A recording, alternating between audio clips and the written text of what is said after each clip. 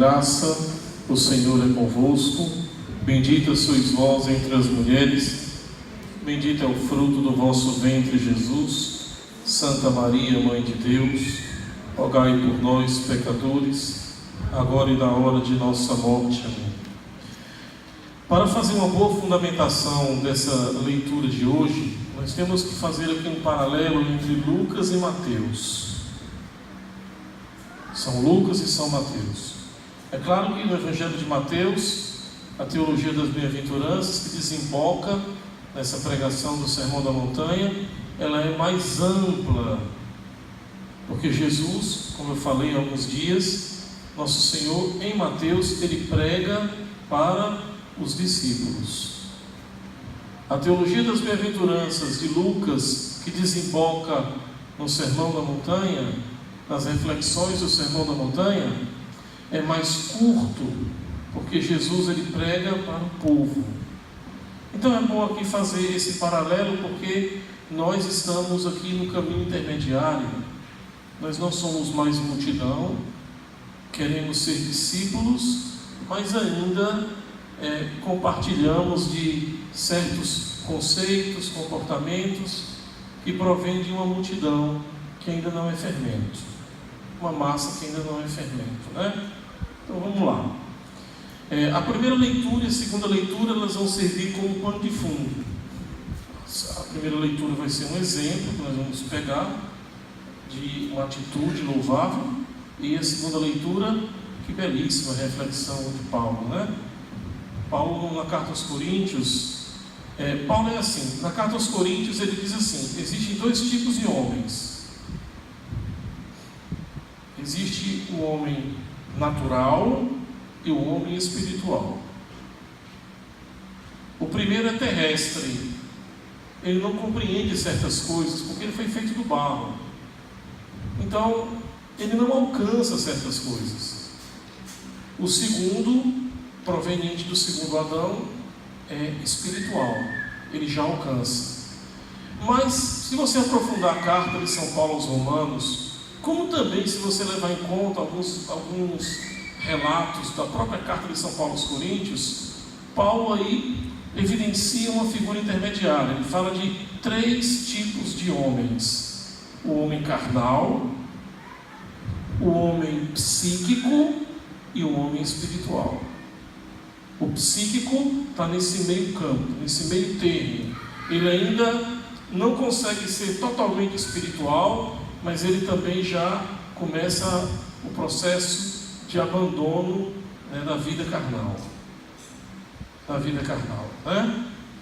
Então, vamos agora para o Evangelho.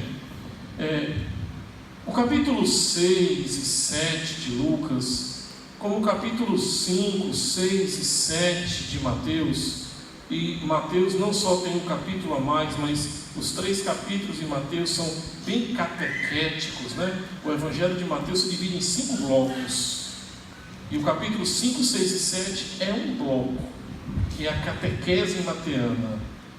Não esqueça que Mateus ele escreve como um catequista. Jesus para Mateus é um formador. Então veja que nesses capítulos de Lucas 6 e 7 e Mateus 5, 6 e 7, Jesus ele se coloca como um divisor de águas. É para você entender, Jesus é o novo Moisés. Mas como assim? Veja bem, no princípio havia os apirus. Os apirus foram crescendo e se tornaram os hebreus. E aí os hebreus foram se desenvolvendo: liga tribal, sociedade da aliança, estrutura monárquica, né? Digamos assim, no auge da crise da monarquia, vem aí o exílio da Babilônia, nasce o judaísmo. Nasce o judaísmo e começa o florescimento do grande período sapiencial. Os escritos de Jó, Eclesiástico, né? O aprofundamento e a compilação final do Saltério. Então o povo de Deus se descobre como um povo, digamos assim, que precisa voltar às suas origens, voltar às suas bases, fortalecer suas convicções no decálogo, na aliança e no código deuteronômico. Então Moisés foi descoberto, fizeram uma releitura de Moisés, dizendo assim: Moisés ele se torna o legislador de Israel e o fundador da religião judaica, que é o javismo primitivo. O javismo primitivo é a religião judaica, é a religião hebraica, e o legislador dessa religião é Moisés. Foi Moisés que trouxe a lei. Aí veja o prólogo joanino. Moisés nos deu a lei e Jesus nos deu a graça. Paulo faz uma reflexão aqui pontual. Para que serve a lei? Pedagogia. Para que serve a graça? Salvação. Não é? Então, Moisés, ele se tornou como a figura mais importante do judaísmo. Abraão e Moisés. Porque a lei, pouco a pouco, ela foi se transformando no princípio de identidade do ser de Israel. Israel se confundiu com a própria lei. Israel não tem sentido, o judaísmo não tem sentido se não voltar os seus olhos para a Torá. E o que é a Torá? Os 5 primeiros livros da Bíblia. E o que é a Torá? A Torá é o pão da vida. A Torá é o pão da vida. Por isso, quando Jesus vai dizer em João 6, eu sou o pão da vida, os judeus pegaram em pedras. Porque, em outras palavras, Jesus está dizendo, eu e a Torá somos a mesma coisa. Então, aí o judaísmo entrou em crise. Mas nesses capítulos aqui de Lucas, que é o Evangelho de hoje, e de Mateus, que é uma teologia mais completa, Jesus, ele se coloca, no primeiro momento, como um divisor de águas, quando, por exemplo, ele diz, ouvistes o que foi dito aos antigos. Então, refontização, voltar às origens.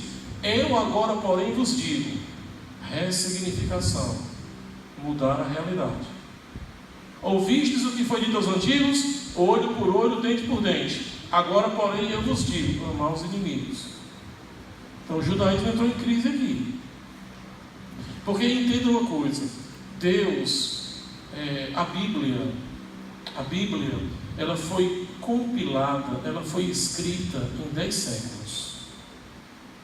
Foram necessários 1000 anos para Deus dar a Bíblia do ser humano. 1000 anos. O que é a Bíblia? Palavra de Deus escrita de forma humana. Vem do grego biblos, quer dizer biblioteca. 1000 anos, 10 séculos. Então Deus, ele foi ao longo desses 10 séculos se revelando aos poucos. Era mais ou menos assim. Deus, só para vocês entenderem, né? Em determinados momentos da história, Deus, ele foi avançando, se revelando cada vez mais, se revelando cada vez mais. Aí, em determinados momentos, quando Deus dava um passo mais incisivo, o povo não acompanhava, aí Deus voltava, porque Ele acompanhava os passos do povo. Tem um livro muito bom de Peter F. Ellis, que ele fala sobre isso, né? Antigo Testamento, muito bom. Deus, ele vai avançando, mas às vezes ele recua também, o povo acompanhar ele. Mas de um modo geral a história ela é linear, né? Então, onde Deus vai revelando a sua face, a sua identidade, até porque naquela época, no Antigo Testamento, não havia uma compreensão muito clara sobre determinadas coisas. Como assim? Não havia uma compreensão muito clara sobre a identidade de Deus. Quem é Deus? Deus é amor. A quem revelou isso foi São João, no século I. O Levítico não sabia isso. O deuteronomista não sabia disso. Isaías não tinha essa compreensão tão clara. Deus é amor? Não, Deus é o Senhor dos exércitos. Não é? Não havia uma compreensão muito clara que esse amor, ele é paterno, que as feições desse amor, que Deus é Pai. No Antigo Testamento você vai encontrar um sombreamento em Oséias 11, os primeiros versículos. mas no todo, aqui e acolá você vê a expressão Pai, mas é o Novo Testamento que revela. Então o povo ele foi descobrindo aos poucos, né, o projeto de Deus, e Deus se revelando. Quando o nosso Senhor chega, Jesus ele pensa assim: bem, até aqui prevalece o Antigo Testamento, mas esse ciclo está fechado. Eu vou fechar esse negócio. Acabou esse tempo. Eu vou agora inaugurar algo novo. Então eu tenho que abrir outro ciclo. E esse ciclo que Jesus abriu, ele só vai fechar na parousia. Que na parousia vai começar outra coisa.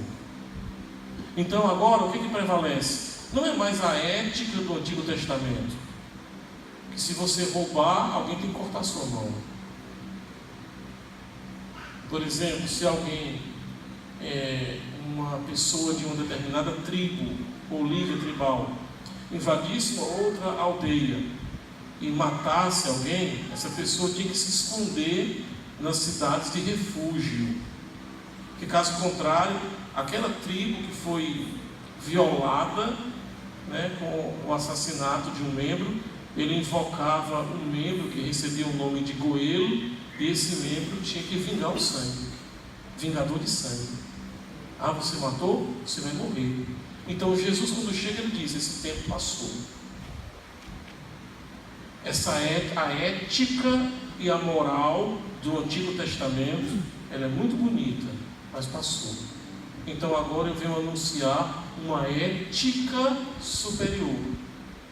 O Evangelho de hoje se resume nessa reflexão. O que é o Evangelho de hoje? A ética superior de Jesus. Pronto. Nosso Senhor vem trazer uma ética superior. É um projeto muito superior. E nós vamos ver isso aí, por exemplo, num livro maravilhoso que eu estou lendo agora, Síntese do Novo Testamento, de Cumel. O homem é fera, né? Concluiu seu doutorado com 26 anos em teologia. É uma das maiores autoridades em Bíblia do Novo Testamento. Faleceu já, mas ainda permanece, sucessor da cátedra de Bultmann, né? Então ele diz assim: olha, agora é a ética superior. Só que tem um problema. Para viver essa ética superior, eis o problema. Para viver essa ética superior, Roberto, Bruno, o Padre Geórgio, não pode permanecer como homem natural. Está vendo aí a segunda leitura? Não pode permanecer como homem natural. Márcia não pode permanecer como um homem natural, como mulher natural. Catarina não pode ficar como Eva, Adão. Nós temos que fazer parte da nova criação. E fazer parte da nova criação significa: eu tenho que me tornar um homem espiritual. Como eu vou me tornar esse homem espiritual? Bem, aí eu tenho que recorrer à árvore genealógica de Jesus em Mateus. Os evangelhos falam de 3 genealogias: a genealogia de Mateus, que é horizontal, a genealogia de Lucas, que é horizontal, mas remete a Adão, e a genealogia de João, que é vertical. E o verbo era Deus, e o verbo estava acontecendo. Mas na genealogia de Mateus acontece algo extraordinário. Na genealogia de Mateus, São Mateus revela que Maria, por obra do Espírito, rompeu com o homem natural, rompeu com a genealogia da carne. Ao romper com a genealogia da carne, porque ela concebeu sem o varão, mas por pura graça, e ela é toda graça, então não nasce de Maria o homem natural, só o homem espiritual. Então, qualquer um aqui que queira alcançar essa ética superior de Jesus e viver os conteúdos fundamentais do Evangelho de hoje, tem que nascer de Maria,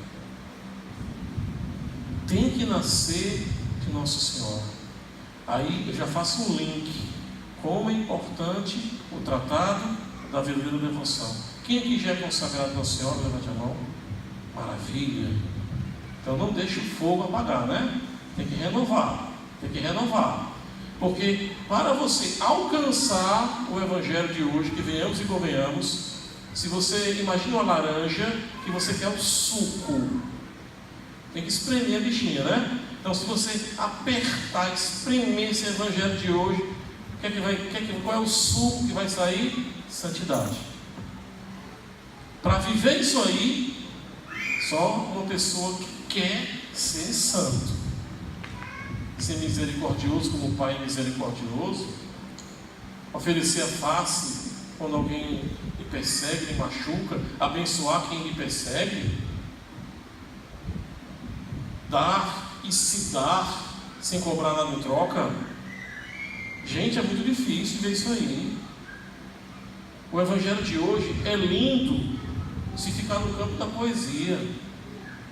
O Evangelho de hoje é maravilhoso se ficar no campo da poesia. Porque quando o Evangelho de hoje entra na realidade, é cruz. A realidade desse Evangelho tem um nome: cruz. É impossível, Lorena, Mariana, Maria de Fátima, viver esse Evangelho de hoje se não carregar uma cruz muito pesada. Porque esse Evangelho revela o mais alto nível de exigência do seguimento de Jesus. É uma abnegação, é uma renúncia, é fazer de sua vida uma oblação. Vejam como o nosso Senhor, Ele é.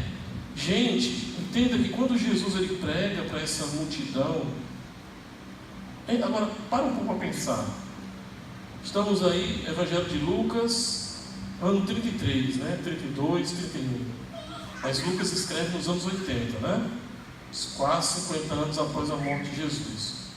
Entenda que nós temos aqui nesse período histórico, gente, 500 anos de doutrinação judaica.